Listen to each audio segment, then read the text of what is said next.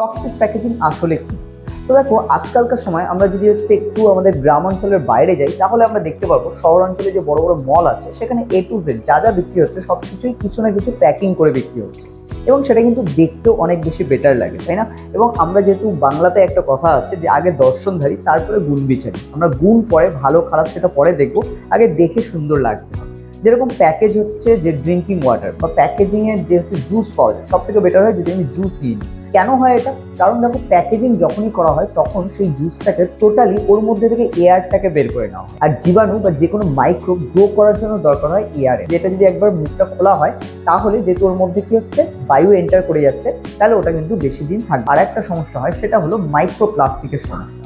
মাইক্রোপ্লাস্টিকটা কি? যখনই প্লাস্টিক হচ্ছে তার যে মেটেরিয়াল যেটা দিয়ে তৈরি, সেটা যখন ডিগ্রেড হচ্ছে, সেটা যখন ভাঙছে, তখন এইসব খাদ্য যেগুলো বার্গার বা এগুলোর সাথে বিভিন্ন মশলা বা স্পাইসি জিনিস থাকার জন্য বা কেমিক্যালস থাকার জন্য এর সাথে রিয়্যাক্ট করছে, ওই প্লাস্টিকের কিছু অংশ ওই খাবারের মধ্যে এন্টার করছে।